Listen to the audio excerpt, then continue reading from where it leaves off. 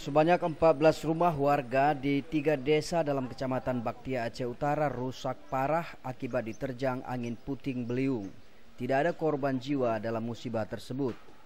Berdasarkan data yang dihimpun, 11 rumah rusak parah di Kampung Pucuk Alu, 1 rumah di Kampung Alu Dama, serta 2 rumah dan 1 balai pengajian rusak di Kampung Alu Bili, Gelumpang, serta 1 unit bangunan mesin penggiling padi rata dengan tanah. Salah seorang korban, Zubaidah, warga Alu Bili, Gelumpang, mengatakan kejadian ini berlangsung 5 menit, mengakibatkan atap rumahnya rusak parah, serta 1 pabrik padi kecil rata dengan tanah ditimpa pohon yang tumbang. Di rumah, semuanya di rumah. Semua di rumah. Gimana ceritanya? Saat itu bagaimana kondisi? Waktu angin kencang, kami lari ke depan kan. Itu udah ketam-ketung suaranya itu. Suara petir. Ya. Lari ke depan itu udah nangis semua anak-anak. Udah terbangan itu apa tuh? Seng ya? Iya. Atap.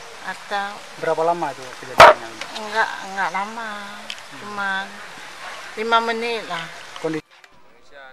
Dan Ramil Baktia, Kapten Infanteri Didik, mengatakan warga sangat membutuhkan bantuan dari dinas terkait dan masyarakat agar bisa membantu warga secara bergotong royong.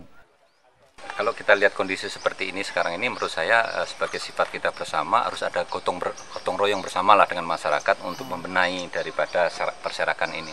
Tapi lebih lanjut lagi, kami sebagai Muspika tentunya mengharapkan bantuan lah, karena nggak mungkin semua ini dikerjakan oleh masyarakat sendiri, walaupun nanti dalam pelaksanaannya harus secara gotong royong.